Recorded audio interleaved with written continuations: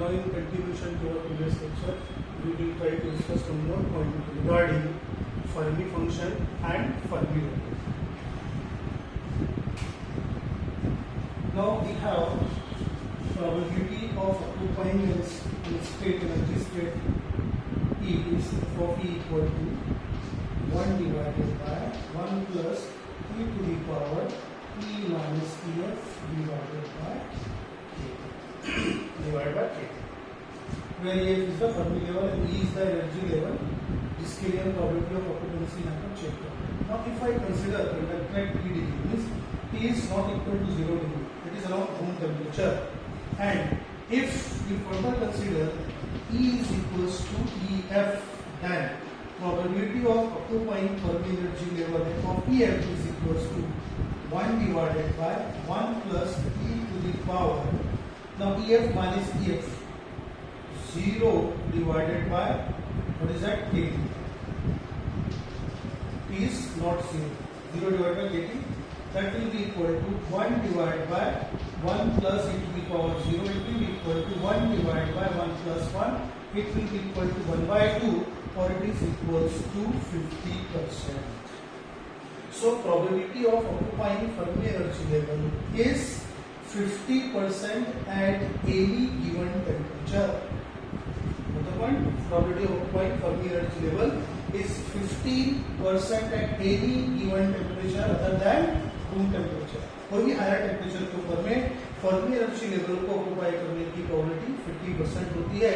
ये हमने देखा. इसलिए अगर से हम प्रोबेबिलिटी कर्व निकालेंगे यहाँ पर तो कैसा आएगा, दिस इज एफ ऑफ ई, यहाँ पे आपके पास में एनर्जी ई है, यहाँ पे आपका लेवल है that is EF. your level is EF. What the point? This is probability 0, यहाँ पे एक पॉइंट है, this is 0.5 और यहाँ पे एक पॉइंट आएगा, having probability 1. What the point? अब आपका probability जो कर्व है वो फिर से ऐसा ही रहेगा, it is like that. लेकिन ये कर्व जो रहेगा ये 0.5 वाले पॉइंट से पास होगा, 0.5 वाले पॉइंट से पास होगा.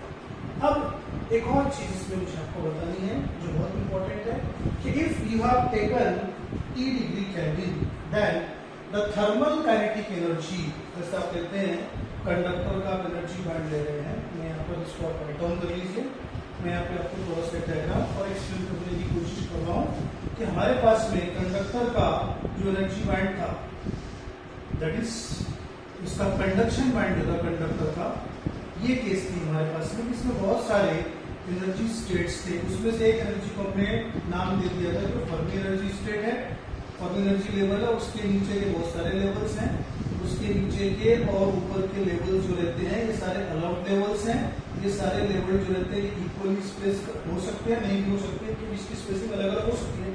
हमने यहाँ पे डायग्राम ड्रॉ कर दी. ये एब्सोल्यूट जीरो पर नीचे के सारे जो स्टेट थे ये दो इलेक्ट्रॉन ने इनको ऑक्युपाई करके रखा हुआ था सारे स्टेट्स. अब हमने टेम्परेचर बढ़ाया तो जो थर्मल एनर्जी हमने दी, थर्मल एनर्जी होती है अप्रोक्सीमेटली इक्वल टू के. तो इसके ऊपर का ये पोर्शन आ गया केटी और इसके नीचे का ये पोर्शन आ गया केटी. 1 2 3 ये लिया 1 2 3, दिस इज रेंज केटी. ये आपकी एनर्जी की रेंज ऊपर और नीचे केटी. तो आपने 0 डिग्री से इसको थर्मल एनर्जी केटी दी, इस रेंज में आने वाले जो इलेक्ट्रॉन रहेंगे वो उन एनर्जी को एब्जॉर्ब करेंगे और यहाँ से वो जो इलेक्ट्रॉन एनर्जी एब्जॉर्ब करेंगे वो ऊपर के लेवल्स के ऊपर में ट्रांजिशन केटी. तो ये जो नीचे की 3 लेवल्स में दिखाई है, ये लेवल यहाँ पर वैकेंट होगी और ऊपर की जो लेवल रहेगी वो अकॉर्डिंगली यहाँ पर फिल्ड होगी. वो आप देख रहे हैं कि जब ऐसा हो रहा है तो ये जो फर्मी एनर्जी लेवल आपका था, इस फर्मी एनर्जी लेवल को क्रॉस करके टच करके जो इलेक्ट्रॉन्स है वो ऊपर जाए. जब ऐसी केस होगी तो ये हमारी जो कर्व बनी हुई थी ये 0 डिग्री के लिए, अब जो हमारी कर्व रहेगी वो हायर टेम्परेचर के लिए उस तरीके से चेंज होगी. The curve will be like this. ये जो रीजन यहाँ पे बन रहा है, this region belongs to KT. दिख रहा है आपको, एक सिमेट्रिक रीजन बनेगा आपको. This is below Fermi energy level and this is above Fermi energy level KT. देखिए जो कर्व रहेगा ये कॉमन पॉइंट से पास होगा. That point is called as 0.5 probability point and this point is called as what, crossover point. अगर से आपने टेम्परेचर सपोज यहाँ पे 100 डिग्री केल्विन रखा था, ये केस अगर से आप उसको 300 कर देते हैं, 400 कर देते हैं, तो डिस्ट्रीब्यूशन नीचे से इलेक्ट्रॉन जो रहेंगे वो एनर्जी को एब्जॉर्ब करके और हायर स्टेट पे जाएंगे। ये जो आपका कर्व रहेगा ये और ऐसा चेंज होता जाएगा, चाहे वो कितना भी हो जाए, चाहे पूरे के पूरे नीचे के इलेक्ट्रॉन ऊपर चले जाए, जो कर्व रहेगा वो हमेशा इस क्रॉस ओवर पॉइंट सी से पास होगा। This is the significance of Fermi energy level कि किसी भी हायर टेम्परेचर के ऊपर में अगर से आप कंडक्टर को लेके जाते हैं तो उसमें इलेक्ट्रॉन का डिस्ट्रीब्यूशन एब्सोल्यूट जीरो पे क्या था, सारे इलेक्ट्रॉन फर्मी एनर्जी लेवल के नीचे के स्टेट को ऑक्युपाई किए हुए। तो जैसे जैसे आप टेम्परेचर बढ़ाएंगे वैसे वैसे इलेक्ट्रॉन का डिस्ट्रीब्यूशन अबव फर्मी एनर्जी बढ़ता चला जाएगा। तो जो कर्व रहेगी वो कर्व हमेशा 0.5 वाले पॉइंट से पास होगी, क्योंकि जितने भी इलेक्ट्रॉन को नीचे से ऊपर जाना है वो फर्मी एनर्जी लेवल को क्रॉस करके जाएंगे। और जब फर्मी एनर्जी लेवल को क्रॉस करेंगे तो उसको ऑक्युपाई करने की प्रोबेबिलिटी 50%, तो उसको ऑक्युपाई भी कर सकते हैं और उसको ऑक्युपाई नहीं भी कर सकते। तो this is how the temperature affects the distribution of electrons in the conduction band of a conductor। तो ये जो टर्मिनोलॉजी है इलेक्ट्रॉन के डिस्ट्रीब्यूशन की, अभी हम इसको यूज करेंगे सेमीकंडक्टर्स की, right. So we are going to discuss the different types of semiconductors now, and in those semiconductors we will try to draw their energy band diagram and we will try to discuss where the Fermi energy level will be located. This will be the last topic of our unit, और एक छोटा सा topic हम last में आपको पढ़ाएंगे, that is concept of effective mass. So let us consider the semiconductor and its classification. As you know, there are two types of semiconductor. One is intrinsic semiconductor और दूसरा जो है वो है extrinsic semiconductor। एक्सट्रिंसिक सेमीकंडक्टर के दो types है, as you know, one is n type semiconductor और दूसरा जो है वो है p टाइप सेमीकंडक्टर। तो वन बाय वन हम इसको डिस्कस करेंगे, इसका क्रिस्टल स्ट्रक्चर कैसा रहेगा, उसका एनर्जी बैंड डायग्राम कैसा रहेगा, ये हमको यहाँ पर डिस्कशन करना है। तो पहले हम डिस्कस करेंगे इंट्रिंसिक सेमीकंडक्टर, राइट। जो फोर्थ ग्रुप के पीरियोडिक टेबल में जो एलिमेंट है that is carbon, silicon, germanium और सारे के सारे नीचे के जो आइटम्स हैं उनके आउटर मोस्ट ऑर्बिट के अंदर में 4 इलेक्ट्रॉन्स होते हैं। ड्यू टू दैट उनके पास में एक स्पेसिफिक कैरेक्टरिस्टिक्स होती है कि एब्सोल्यूट जीरो के ऊपर में 4 के 4 जो इलेक्ट्रॉन रहते हैं आउटर मोस्ट ऑर्बिट के सॉलिड बनता है, वो सारे के सारे जितने भी रहेंगे आइटम्स उसमें सबके इलेक्ट्रॉन कोवेलेंट बॉन्डिंग के अंदर में पैक्ड रहेंगे और एक भी इलेक्ट्रॉन जो रहेगा वो फ्री नहीं रहेगा। तो जो स्टेटस रहती है इंट्रिंसिक सेमीकंडक्टर की हम पहले स्टडी करेंगे एट रूम 0 डिग्री केल्विन पर या एब्सोल्यूट जीरो के ऊपर में। तो स्टेटस कैसी, मैं यहाँ सिलिकॉन ले रहा हूँ, ये मेरा सिलिकॉन का एक एटम है, ये अपने सराउंडिंग के 4 सिलिकॉन के एटम के साथ में कोवेलेंट बॉन्डिंग करेगा, तो उसका ऑक्टेन जो रहेगा वो कंप्लीट हो जाएगा। ये भी सिलिकॉन है, यहाँ पे भी सिलिकॉन का एटम है, सिलिकॉन एटम, यहाँ पे भी एक रहेगा आपका सिलिकॉन का एटम, ये भी सिलिकॉन का एटम। अब ये वाला जो आपका एटम का सेंटर वाला, इसका एक इलेक्ट्रॉन यहाँ है, दूसरा इलेक्ट्रॉन यहाँ है, तीसरा इलेक्ट्रॉन यहाँ है, चौथा इलेक्ट्रॉन ये इसके साथ में एक इलेक्ट्रॉन से शेयरिंग करता है, इसके साथ में एक इलेक्ट्रॉन के साथ में शेयरिंग करेगा, इसके साथ में शेयरिंग करेगा, इसके साथ में शेयरिंग करेगा। और जो क्रिस्टल रहेगी आप इसको कितना भी चाहे इस तरीके से बना सकते हैं, सिलिकॉन को इस तरीके से जितना चाहे उतना बना सकते हो। तो यहाँ पर 2-3 आपको दिखाना ये होता है, सिलिकॉन, इसी सिलिकॉन यहाँ पे दिखा सकते हो सिलिकॉन को, और ये बैंड इसके चलते चले जाएंगे इस तरीके से 2 डायमेंशनल अरे आप सिलिकॉन का यहाँ दिखा सकते हैं। ये सेंट्रल हर सिलिकॉन के साथ में एक इसको देखेंगे तरीके से। तो यहाँ पर एब्सोल्यूट जीरो के ऊपर में सारे के सारे जो इलेक्ट्रॉन्स हैं वो अपने जितने भी आपके सिलिकॉन रहेंगे सबका स्टेटस सेंट्रल वाले सिलिकॉन के जैसा रहेगा, उसका ऑक्टेन जो रहेगा कोवेलेंट बॉन्डिंग करके वो कंप्लीट होगा। अब ऑक्टेन जब कंप्लीट है वहां पर क्या होता है, वहां पे बैंड्स बनते हैं, एनर्जी बैंड्स बनते हैं। वो एनर्जी बैंड्स किस तरीके से बनेंगे आप देख लीजिए, सिंपल सा एनर्जी बैंड डायग्राम में ड्रॉ करो, डिटेल में नहीं बता रहा हूं आपको मैं। इसका टॉपमोस्ट बैंड रहेगा दैट इज कंडक्शन बैंड, पीछे रहेगा वैलेंस बैंड और दोनों के बीच में जो फॉरवर्ड एनर्जी गैप हो रहेगी this is your conduction band, this is your valence band, और दोनों के बीच का जो गैप है it is energy gap. It is silicon अगर से आप करें it is equals to 1.12 electron volt. Conduction band जो रहेगा इसमें एक भी इलेक्ट्रॉन नहीं रहेगा, सारे के सारे एनर्जी लेवल्स इसके एम्प्टी रहेंगे। जितने भी इलेक्ट्रॉन्स है वो वैलेंस बैलेंस बैंड रहेंगे, कोवैलेंट बॉन्डिंग कर देंगे, एक भी इलेक्ट्रॉन फ्री मिलेगा। लेकिन एनर्जी गैप जो इसका 1.12 इलेक्ट्रॉन वोल्ट है, ये लेस देन 2 वोल्ट है, इसलिए ये जो है it is silicon absolute zero पर इसका टॉपमोस्ट बैंड एम्प्टी है, इसलिए ये परफेक्ट इंसुलेटर है। एब्सोल्यूट जीरो पर टॉपमोस्ट बैंड जो है ये एम्प्टी है, इसलिए ये परफेक्ट इंसुलेटर है। इसके अंदर में एक भी फ्री इलेक्ट्रॉन्स नहीं है और एक भी होल्स नहीं है, कुछ भी नहीं है। This is the diagram, energy band diagram of intrinsic semiconductor. अब यहाँ पर जो फर्मी एनर्जी लेवल रहता है उसको शो कर सकते हैं बड़ी आसानी से कि फर्मी एनर्जी लेवल जो रहेगा दिस EF, उसको हम लिखते हैं EF I for intrinsic semiconductor, it is approximately equal to Eg/2। Energy जबकि एक्सेस सेंटर के ऊपर में ये फर्मी एनर्जी लेवल रहता है, हम इसको प्रूव कर सकते हैं। ये डेरिवेशन पिछले साल तक था कि आपके सिलेबस से निकाल दिया, तो आपको याद रखना है Fermi energy level lies at the centre of the band gap, there will be no free electron and no holes, and it is absolute, you can say it behaves like an insulator to pull 8 kg semiconductor at absolute zero। अब हम दूसरा जो diagram आपको draw कर, एक diagram draw कर लिया, ये ड्रॉ कर लिया आपने केस को energy band diagram of intrinsic semiconductor at फ्लूइड 0 डिग्री केल्विन के ऊपर में है। ये अच्छा डायग्राम, एनर्जी गैप की वैल्यू कितनी 1.12 electron volt, this is for silicon. किसके लिए, ये अपने सिलिकॉन के जो अपने प्योर फॉर्म में है उसके लिए। एनर्जी गैप जो है 1.12 इलेक्ट्रॉन वोल्ट का है और फर्मी एनर्जी लेवल जो है वो एक्जैक्टली एनर्जी गैप के स्क्वायर। अब यहाँ पे दो चीजें आपको बता दूं, जो bottom of conduction level is represented by EC level and top of balance level is represented by EV level. सबसे आसानी से यहाँ पर इलेक्ट्रॉन जो रिलीज किया जा सकता है वो इतनी एनर्जी आप इसको थर्मल तरीके से किसी और तरीके से प्रोवाइड करो कि EV लेवल का जो इलेक्ट्रॉन है यहाँ से ये अपने कोवैलेंट बॉन्ड को ब्रेक करे और EC लेवल पे जाए। इस ट्रांजिशन के लिए सबसे मिनिमम एनर्जी लगेगी, इसलिए बोला जाता है the top of valence band is the least energy if holes are created for holes and bottom of conduction band is the least energy for free electrons in semiconductors। ये आपको याद है।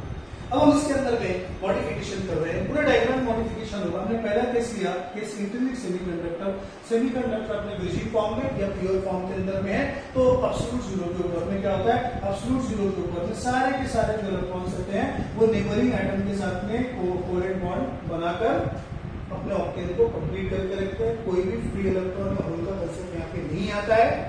Valence band completely filled है, conduction band completely empty है, energy gap है और Fermi energy level lies at the centre of energy gap. The top of valence band is least energy level for holes here, that is EV, and bottom of conduction band is the least energy level for electron if they are coming in conduction. Okay, this is first case. Now at T degree kelvin, मतलब greater than 0 degree kelvin के ऊपर या room temperature के ऊपर में क्या होगा, होता ही है कि few covalent bonds are broken. एक यहाँ से ब्रेक हो गया कोवैलेंट बॉन्ड, एक इधर से किसी कोवैलेंट बॉन्ड ब्रेक हो गया और इलेक्ट्रॉन फ्री हो गया। ये भी इलेक्ट्रॉन फ्री हुआ, ये भी इलेक्ट्रॉन फ्री हुआ। जहां से इलेक्ट्रॉन निकला वहां पर एक अर्जेंसी ऑफ इलेक्ट्रॉन क्रिएट हो गई, एक क्वांटम स्टेट क्रिएट हो गई which is required one electron most urgent। यहाँ पर जो ऑक्टेन था, ये यहाँ से इलेक्ट्रॉन निकल जाने से इस ऑक्टेन को कंप्लीट करने के लिए one electron is very urgently needed। तो this Cauchy stable और this vacancy और missing electron ये पॉइंट ऑफ अट्रैक्शन होती है फ्री इलेक्ट्रॉन्स। जैसे बाहर से फ्री इलेक्ट्रॉन आएगा तो उसको ऑक्यूपाई करेगा, so it is a point of attraction or it is a place of attraction for negatively charged electron and therefore it is treated as a positively charged particle। ये कुछ नहीं है, एक sentence बोलता हूँ, ध्यान में रखना कि creation of holes in semiconductor is equivalent to creating an air bubble in liquid। Water के अंदर जैसे एयर बबल क्रिएट करते हैं, क्या करेंगे, ड्रॉपलेट लेके वहां से वाटर को निकाल लेंगे, बबल क्रिएट हो जाएगा।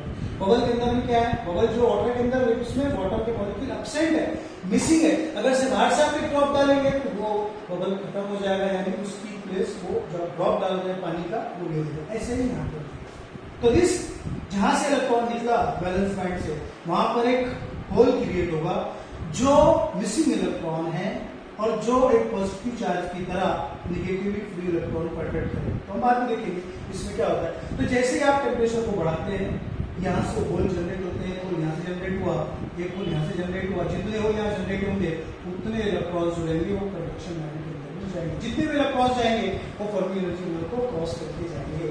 यहाँ पर आपको याद रखना है कि जब आपका सेमीकंडक्टर रूम टेम्परेचर पे इंट्रिंसिक फॉर्म में है तो उसमें जितने भी इलेक्ट्रॉन्स यहाँ पर रहेंगे कंडक्शन बैंड में उतने होल्स भी रहेंगे वैलेंस बैंड में। Therefore number of electrons in conduction band will be equal to number of holes in valence band. n is number of electrons in conduction band and p number of holes in valence band, n is equals to p। ये किसी भी temperature के ऊपर में आपको मिलेगा। The event of breaking of covalent bond is called as intrinsic effect। Covalent bond जो टूटता है उस इवेंट को बोलते हैं intrinsic effect and mostly the intrinsic effect caused by the temperature. Absolute zero से आप इसको रूम टेम्परेचर पे लेकर आते हैं तो ये सेमीकंडक्टर मटेरियल्स की प्रॉपर्टी है कि उसमें कुछ कोवेलेंट बॉन्ड टूटते हैं, जितने कोवेलेंट बॉन्ड टूटेंगे उतने फ्री इलेक्ट्रॉन कंडक्शन बैंड में ट्रांसफर करेंगे और जितने कोवेलेंट बॉन्ड टूटेंगे बैंड में मिसिंग जो पोजीशंस रहेंगी इलेक्ट्रॉन की उतने होल्स हमें कहते हैं कि वैलेंस बैंड के अंदर भी क्रिएट होंगे। इसलिए किसी भी कांस्टेंट टेम्परेचर के ऊपर में number of electrons in conduction band is equals to number of holes in valence band for intrinsic semiconductor. पहले ये परफेक्ट इंसुलेटर था, अब इसके अंदर में क्या हो रहा है, इसके अंदर में दो टाइप के चार्ज कैरियर रूम टेम्परेचर के ऊपर में क्रिएट हुए हैं, एक फ्री इलेक्ट्रॉन और दूसरा होल्स, और ये दोनों कंडक्शन को सपोर्ट करते हैं। This is the speciality of semiconductor कि यहाँ पे conduction of current will be caused by free electron as well as the holes present in valence band. यही वो फैक्टर है जिससे सेमीकंडक्टर टेक्नोलॉजी को इतना पॉपुलर कर दिया। अब यहाँ पर एक और कंसेप्ट आपको बताता चलूं, that is effective mass of electron. Effective mass of electron उसको रिप्रेजेंट करते हैं m स्टार से। यानी mass of electron star is effective. अब कैसा मिलेगा इसका, जितने लोअर टेम्परेचर या लीस्ट थर्मल एनर्जी से इलेक्ट्रॉन फ्री होकर आएगा उसका इस कंडक्शन बैंड में काइनेटिक एनर्जी उतना कम रहेगा। काइनेटिक एनर्जी इतना कम है इसलिए उसकी वेलोसिटी जो रहेगी वो भी उसके अंदर जो रैंडमली मूव करेगा उसकी वेलोसिटी भी कम रहेगी। जब वेलोसिटी उसकी कम रहेगी तो उसका उस समय जो मास रहेगा वो भी कम रहेगा। उसे कहते हैं उस टेम्परेचर का इफेक्टिव मास। टेम्परेचर आपने और बढ़ाया, वही इलेक्ट्रॉन जो पहले लोअर टेम्परेचर पे निकला था अगर से हायर टेम्परेचर पे निकलेगा तो बहुत रैपिडली हायर एनर्जी स्टेट में जाएगा और उसकी वेलोसिटी बहुत ज्यादा रहेगी। जब उसकी वेलोसिटी ज्यादा रहेगी तो उसका इफेक्टिव मास पिछले वाले कंडीशन से ज्यादा रहेगा। That is called as its effective mass at that temperature.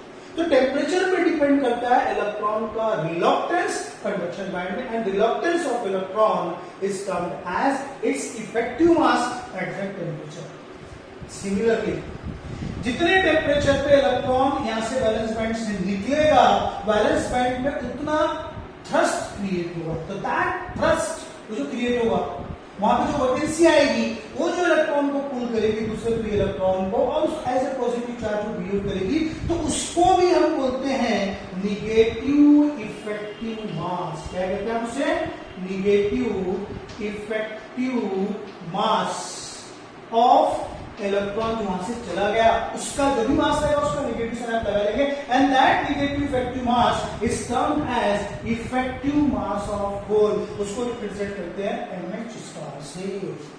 तो अगर से आपको लिखना है कि यहां से इलेक्ट्रॉन गया, फॉर एग्जांपल बता रहा हूं, यहां से इलेक्ट्रॉन इस लेवल के ऊपर पे चला गया, उसका मास आया 5 यूनिट का, तो जहां से आया वहां पर आपको देना पड़ेगा, वहां पर आपको देना पड़ेगा ये इलेक्ट्रॉन था, इसका मास था 5, तो यहां पे आपको देना पड़ेगा निगेटिव 5 यूनिट का effective mass to the whole.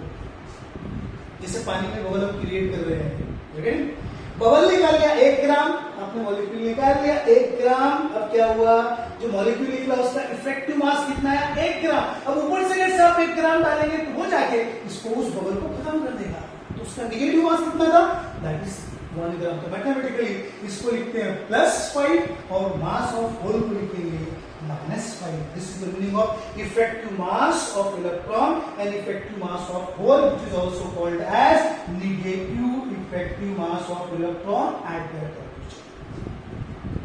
और एक बात और याद रखना है, जब भी कोवेलेंट बॉन्ड ब्रेक होगा इलेक्ट्रॉन और होल पेयर में जनरेट होंगे।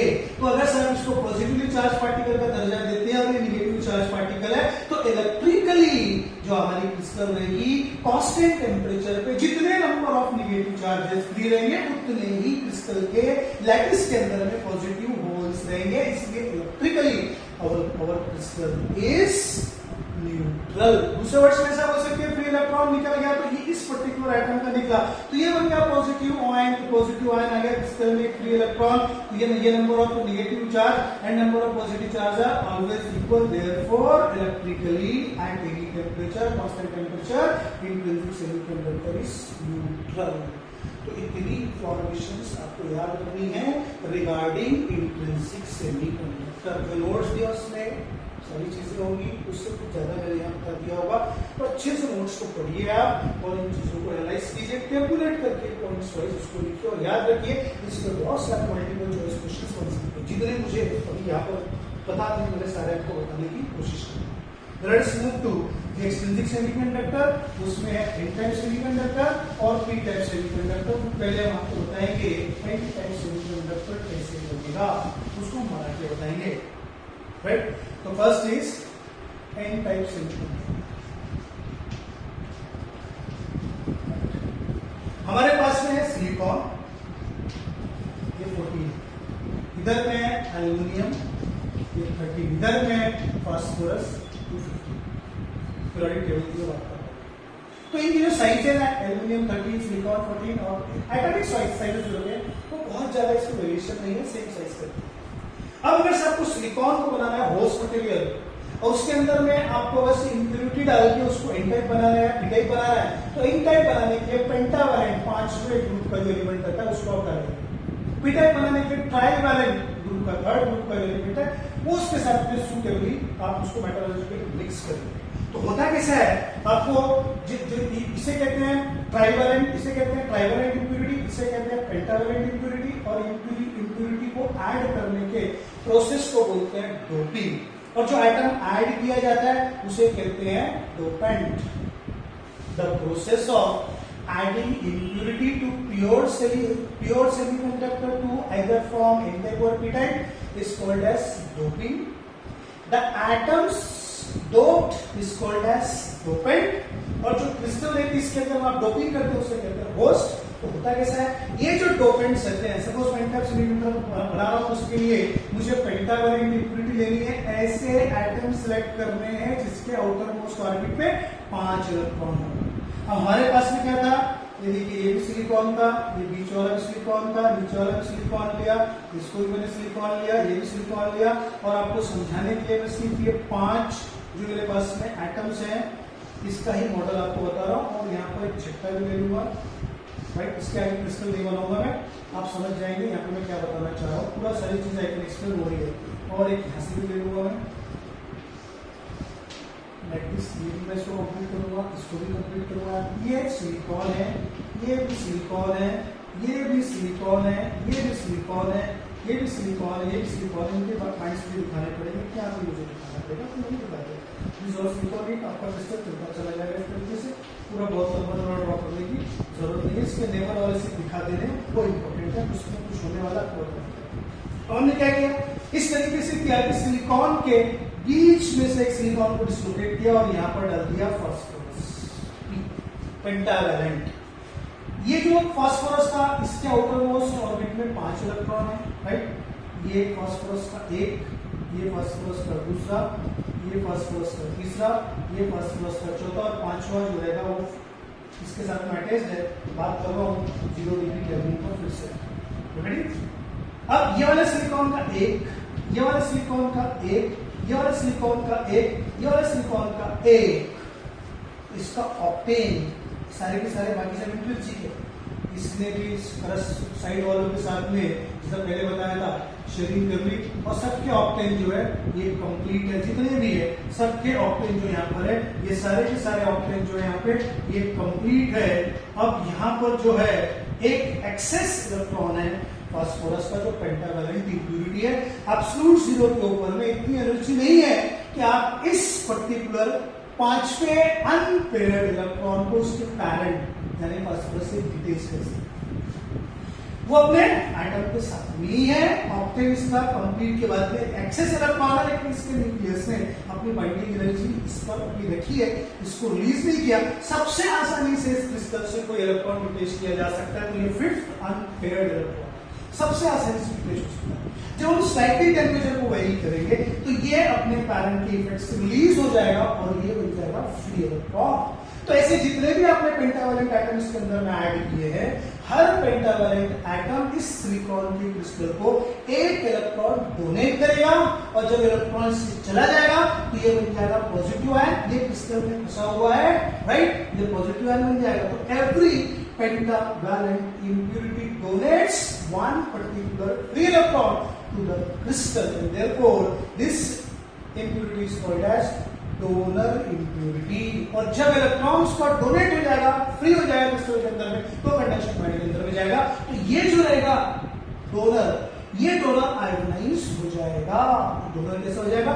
आयोनाइज हो जाएगा। थोड़े से ही स्लाइट एनर्जी देने से ये जो रहता है फिफ्थ इलेक्ट्रॉन पेंटावैलेंट एटम का, ये कंडक्शन बैंड में चला जाता है। इसलिए जब हम एनर्जी बैंड डायग्राम इसकी ड्रॉ करेंगे एब्सोल्यूट जीरो के ऊपर में, तो इसने इसको छोड़ा नहीं है, लेकिन आपको यहाँ पर एक दिखाना पड़ेगा, this is the conduction band as it is, this is your valence band. और वैलेंस बैंड के अंदर में सारे वैलेंस इलेक्ट्रॉन जो है इसको पैक करके रखें। This is the top level, this is EV, this is your EC level, और ये सारे के सारे जो लेवल्स हैं, ये सारे के सारे लेवल एम्प्टी हैं। अब आप यहाँ पे एक और नया लेवल दिखाएंगे, that level is donor level ED, और इसके अंदर में आपने जितने भी डोपेंट्स डाले हैं वो सब के समय भी आइटम है, उनका आयोनाइजेशन नहीं हुआ। अब हमें पता है कि स्लाइड एनर्जी अगर से आप बढ़ाएंगे तो ये डोनर, ये क्या होंगे? आयोनाइज होंगे, और यहां से इलेक्ट्रॉन जो रहेगा वो कंडक्शन बैंड में जाएगा। This is EC level, and therefore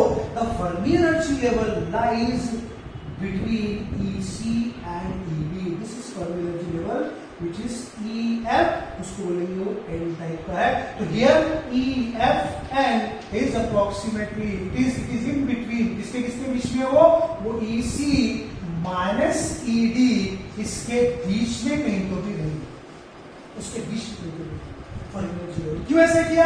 क्योंकि एब्सोल्यूट जीरो के ऊपर में इंट्रिंसिक इफेक्ट नहीं होगा, एक भी कोवेलेंट बॉन्ड नहीं टूटेंगे, यहां से एक भी इलेक्ट्रॉन शिफ्ट नहीं होंगे, ना ही जितने भी डोनर आइटम्स हैं वो अपने पांचवें इलेक्ट्रॉन को रिलीज करेंगे एब्सोल्यूट जीरो के ऊपर में। तो एब्सोल्यूट जीरो के अंदर में क्रिस्टल के अंदर में एक भी फ्री इलेक्ट्रॉन नहीं है, एक भी फ्री इलेक्ट्रॉन नहीं है, इसलिए उसका टॉप मोस्ट बैंड फिर से कंडक्शन बैंड है, वो टोटली एम्प्टी है। इसलिए एब्सोल्यूट जीरो पर हमने इन टाइप सेमीकंडक्टर बना दिया, लेकिन एक भी फ्री इलेक्ट्रॉन नहीं है, इसलिए एब्सोल्यूट जीरो पर भी इन टाइप सेमीकंडक्टर कैसे बिहेव करेगा? ऐसे इंसुलेटर बिहेव करेगा। क्यों? क्योंकि उसके अंदर ना कोई फ्री इलेक्ट्रॉन है, ना एक भी होल्स। अब उसके बाद एब्सोल्यूट जीरो के बाद अब हम क्या करते हैं? अब हम इसका टेम्परेचर बढ़ाते हैं, एब्सोल्यूट जीरो हटते हैं और थोड़ा टेम्परेचर बढ़ाते हैं, 10, 15, 20, 25, 50 डिग्री केल्विन तक इसको लेकर आते हैं, 3 डिग्री केल्विन तक लेकर आते हैं। तो ये जो फिफ्थ वाला रहता है पेंटावैलेंट, ये अपने पैरेंट से डिटेच होता है, और डिटेच होके ये कंडक्शन बैंड के अंदर में आ जाता है। जहां से डिटेच हुआ वो बन जाएगा पॉजिटिव आयन, यहां से डिटेच हुआ तो ये बन जाएगा पॉजिटिव आयन, यहां से डिटेच हुआ तो ये बन जाएगा पॉजिटिव आयन। तो सारे के सारे नहीं होंगे, 90%, 95% जो रहेंगे ये पॉजिटिव आयन में डोनर के ऊपर में कन्वर्ट हो जाएंगे, और ये पॉजिटिव आयन यहां से क्रिस्टल के अंदर में फंसे रहेंगे। फिर और अगर से आप टेम्परेचर को इंक्रीज करते हैं तो जितने भी रहते हैं वो सारे के सारे डोनर अपने इलेक्ट्रॉन को रिलीज कर देते हैं। नॉट ओनली टू दैट, कुछ कोवेलेंट बॉन्ड यहां से भी टूटते हैं और यहां के इलेक्ट्रॉन भी यहां पर चले जाते हैं। तो यहां पर आप देखेंगे crystal is increase at a very lower temperature, even room temperature के नीचे के टेम्परेचर पे भी क्रिस्टल के अंदर में लार्ज नंबर ऑफ, यानी जितने आपने डोपेंट डाले उतने electron plus 0.5 to 1% covalent bond टूटने से यहां पर आते हैं। तो क्रिस्टल के अंदर में मेजॉरिटी चार्ज कैरियर जो होते हैं फ्री इलेक्ट्रॉन्स हो जाते हैं, और वैलेंस बैंड में few minority carriers hole generate होते हैं। तो यहां पर number of electron are very much greater than what is that number of electron of n type, and this is hole of n type. कैसे represent किया? n for electron, n for n type, p for hole, n for n type. तो n type semiconductor में large number of electron से very less number of holes रहते हैं। और यहाँ पर जब आप इसके अक्रॉस में बैटरी लगाएंगे तो करंट का कंडक्शन मोस्टली 99% जो रहेगा वो फ्री इलेक्ट्रॉन से होगा एंड ओनली 1 और 0.5% जो रहेगा वो होल से होगा। और not only to that, hole से जो कंडक्शन होता है, जो इलेक्ट्रॉन से कंडक्शन होता है, दोनों की डायरेक्शन अलग अलग होती है। बाद में देखेंगे वो डायरेक्शन कैसी होती है। दोनों केसेस के अंदर में एब्सोल्यूट जीरो की जो केस थी और पीडीपी की जो केस है, दोनों केसेस में एनर्जी डिमांड डायग्राम ऐसा ही रहेगा। सिर्फ रूम टेम्परेचर पे आपको दिखाना है 1 2 3 4 5 6 अगर से आप यहाँ दिखा रहे हैं इलेक्ट्रॉन 4 यहाँ से आ रहे हैं, 2 यहाँ से आ रहे हैं, ये ध्यान में रखना। तो यहाँ पर इसको बोलते हैं the crystal is enriched with negative type of charge carrier, therefore it is called as negative type semiconductor और n type semiconductor. The role of every impurity atom is to donate one particular electron to the crystal, therefore it is called as donor impurity. Donor impurity अपने electron को, fifth unsaid electron को donate कर देगी तो crystal के अंदर में एक पॉजिटिव आयन बन जाएगा, वो हमेशा पॉजिटिव आयन ही रहेगा, उसका इम्पैक्ट बाद में क्या होता है। तो this is about what an type semiconductor. समझ में आ गया? Can you see